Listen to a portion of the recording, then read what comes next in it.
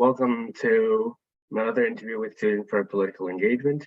And today we have Mr. Jonathan Nadler, who is a candidate for York Region District School Board Trustees in Wards 1, 2, and 4. So welcome, Mr. Nadler.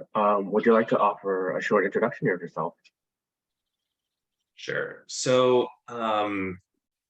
few fronts. Number one, I've been a director at a local mental health charity called Home on the Hill for about 5 years. What I've done for them is help secure housing for people with schizophrenia. My main task was to get liability insurance for the house. So that was a big task.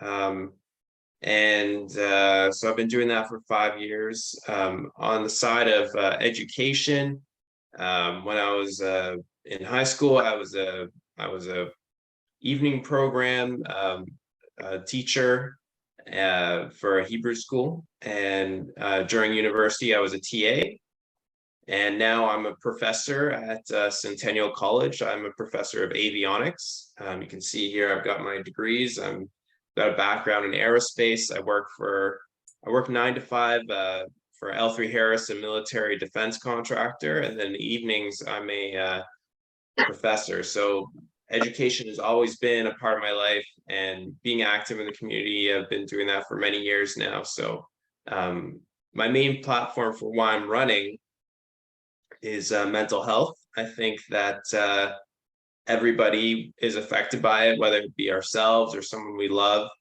And I think it's about time that we start getting rid of the stigma behind mental health and getting the word out there, starting the conversation. And that's one of the main reasons why I'm running for trustee. Thank you for that answer. So as with any school board, the finances of YRDSB is an important part of its operation. What is your idea about how the YRDSB budget should be crafted to ensure both financial stability while preserving the quality of education within our schools? So YRDSB, I don't know if you know this, but has an extremely large budget. There's about a budget of about $1 billion in this York Region District, in this school board. So that is a ton of money for budget to spend. So my plan is to, during my first 100 days as trustee, is to visit every single school in my ward, speak with the principal, and understand exactly what are the issues for that school. I think it's kind of difficult because to put blanket statements on how to fix up an entire region of schools, but I think every school should be taken by a case-by-case basis. And that's kind of like my problem-solving strategy at work when I'm working on airplanes. So everything is case-by-case. So my plan is to visit every school and come up with a tailored, catered, individualized plan for each school to see where they're lacking and how I can help them. Okay, thank you for that answer. Our next question is on the supply of teachers in York Region schools. So as you may know, the York Region District School Board, as well as some other school boards in Ontario, have seen a shortage of teachers in recent years. And so what do you think the Board of Trustees and the YRDSB by extension could do to alleviate that problem? Alleviate the problem of a shortage of teachers? Yes. So putting in incentive, well, I think teachers are basically local heroes. Like they do the work that is really, really important to the community, teaching our young students. And I think if there's incentives for them to become, if there's incentives for people to become teachers, then we'll see more teachers coming about. So probably giving them nice salaries, because number one, because they deserve it, but number two, as incentive for more people to choose to become teachers. That's definitely one way I would do it. Okay, and I think an extension of that is that obviously the school board isn't the only player in education. There's also the provincial government and the Ministry of Education. So how do you think the York Region District School Board could work with the ministry on this and the problems, and what should define that relationship? Wow. So these are good questions, guys. So yeah, as you know, I think the provincial government is in charge of curriculum. Trustee is more involved with budgeting, I'm pretty sure. So there are a couple of things that are out of my hands as a trustee, but like there are many things that I can't control. So far, I've been liking what the provincial government has been doing, such as including teaching programming in the schools is a great initiative. So I would work together with the provincial government to make sure that their changes are being implemented properly. For example, making sure that every student has access to a good computer so that they can learn programming, and things like that. Just making sure that the changes that the provincial government are implementing that are out of my control, at the least, are being implemented very well. So that's why I'm going to go to every single school and see what it is exactly that they're lacking, because it's probably not it's probably a different situation for every school. So yeah. Thank you. So Richmond Hill is a fairly diverse city, which is reflected within our schools. And particularly, there are many immigrants or immigrant families that attend our school. What would you do as a YRDSB trustee to promote diversity within our schools and make sure all those who attend our schools feel welcome and included? So another thing that I promised to do during my first 100 days is develop a diversity and equity committee that's made up of YRDSB employees, for example, and including teachers.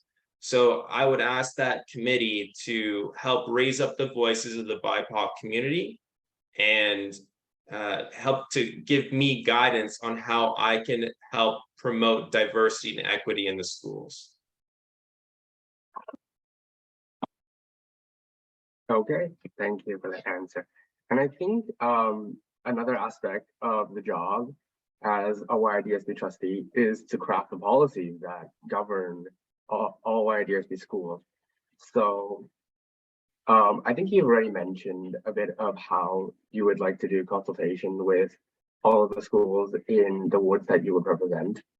So how do you think that could be factored into the process of creating policies for the YRDSB? And are there any particular policies that you think could be updated? A policy that I would like to see updated is short notice mental health days for teachers and students without any questions asked. So I would love to be able to see a policy put in place where if a student is having a tough time that day, they're able to say, I can't come to school today, I'm sorry, I'm just not feeling well from a mental health perspective. And the answer should be, okay, no problem. Not even an, are you okay? Just, okay, no problem. That's good with me. And that's it. That would be the whole thing. And just that probably help a lot of students who are having a tough day, so they can get by and not feel judged or scared to say something like that. So that would be one policy I would implement. Thank you. And especially speaking of policies, particularly there's a specific policy that has been implemented recently called the Safe Arrivals and Departure Policy and Procedure 665. It's basically, in general, it's basically just a policy that that attendance has to be taken within the first 15 minutes. And then if parents aren't notified of the absence after multiple absences, there are further actions like contacting social services and police. Basically, it's just really making attendance more strict. And this attendance also extends to like a lot of extracurricular activities such as clubs as well as sports. So what are your thoughts on this new policy? As I understand that there are a lot of like individuals within our schools that are kind of upset with the policy, especially those that run clubs. So what does the policy say for like, is there like a punishment for not attending, or is it just making the parents aware that the student has missed class? Basically it's basically making students aware that it's basically asking us to teach it basically offers more strict punishment if like the students miss class, extending to the point of like calling the police or like contacting social services. And also it just gives us a smaller time frame for teachers to take attendance. But like it furthermore extends to having this also be implemented in a lot of clubs and extracurricular activities, which is kind of a problem for like clubs that have a lot of drop-in activities, and which makes up the vast majority of clubs. And I think, So I think I'm sorry, yeah, go ahead. I think it makes sense for teachers to take attendance and for parents to know if their kids are making it to class. For extracurricular activities like clubs, that sounds a little bit intense, especially for clubs that are run by students. So the students are like ratting on their friends for not coming to the extracurricular club. It's kind of weird. So for clubs and extracurricular activities that are run by students, I wouldn't say students should be taking attendance and reporting in to anybody for students missing those clubs. But I do think that teachers should be taking attendance of the students coming in class, mostly for students that are underperforming. We want to be able to reach out, not with police or social services, but reach out to the student themselves. And one of the first things I would do is develop programs for underperforming students. And attendance is a massive indicator for underperforming students. Students need to be in class to learn what they need to know to pass the test and to develop those life skills that they're going to need for the rest of their lives. So attendance is very important. In terms of calling the police and social services, that's pretty crazy. Extracurricular clubs, also pretty intense. So I would drop those, but the parents, I think, do need to be informed with it, whether if it's within the first 15 minutes. I think we can drop that. Like, teachers can have like a better sense of what's going on in the classroom. Like, they're allowed to, I would say they should be allowed to tick the checkbox that the students has attended if they come in like 17 minutes late, but they're there for the full hour. Not such a big deal. Also, people run late. It just happens. And and students shouldn't be heavily penalized for running late a few times. Yeah, but attendance is a big factor in student success, and I think it shouldn't be like a punishment based, but more of an indicator of this student needs help and how can we help this student succeed. And attendance is a big indicator for that. So yeah. And I think a particular factor in attendance this year is obviously we are still living with COVID, and there's also like new COVID procedures where if you're sick, you should stay home. And also factoring into that, what you previously mentioned of mental health days for students, where if they feel unwell, they can just tell the teachers that, and they will be able to get sort of break of some kind. So how do you think those things would work in conjunction with any attendance policy that you would like to see? Yeah, I mean, obviously, if a student is sick, they should stay home. That was like the truth before COVID, right? Like, we don't want people getting sick, whether it's COVID or not. So there needs to be leniency, obviously, for students who are sick to not come to school. Because if that student comes to school and gets other students sick, now we have more than one student staying at home for an extended period of time.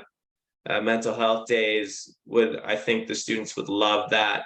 And it's just, I think the more important part of leniency with attendance for being sick, whether it be physically or mentally, just brings awareness to the fact that school isn't a place for feeling judged or feeling pressured or stressed. School is a place of learning and growing. And we want students to feel happy in the classroom. And we can do that by showing them compassion when they need it. Yeah. Okay, thank you for that answer. And I think just a very quick one, we'll end off. So you've talked a lot about your ideas over the time that we've been talking, and you've mentioned a lot of things that you would like to get done in your first 100 days. So if you were elected as a trustee, what would be the very first thing that you would try and get to? Very first thing would visit all the schools, develop the diversity and equity committee, and thirdly, I think I have this vision in my mind of, it kind of happened to me when I was in high school. Let's say you have a presentation, you're running late, and you're trying to make it to your class. You've got a big presentation, and you get stuck by the national anthem, and you have to stand in the hallway. I don't know if they still do that at your school, but we had to stand still in the hallway no matter where we were during the national anthem. And it just stresses you out more because you're already late and you have to wait there. Imagine now, after the national anthem is played, that there's a very quick 30 to 60-second breathing exercise that just calms you down, asks you to think of one thing that you're grateful for. It can be anything. And imagine you close your eyes, you do this breathing exercise for a good 30 seconds. Now you're feeling a lot better. And it's good. And so you go to class, everyone else is feeling a lot better, including the teacher. Sorry? Okay. Sorry, guys. I told you guys I have to cut this meeting short. But yeah, and lastly, mental health would be my main concern. So. Okay, yeah. And I see that you have to go, so we will end it there. But yes, thank you very much for joining us today. Thank you. You guys are incredible. I have to say, like, you guys being so involved, you guys have got some hard-hitting questions. You seem to understand what's going on in your own school board, and all the power to you. This is awesome, great work that you guys are doing. So nothing but I'm just commending you for doing this, and I wish you the best of luck with everything. All right, thank you very much. Thank you. And have a great rest of your day. Have a nice Bye-bye. day. Bye.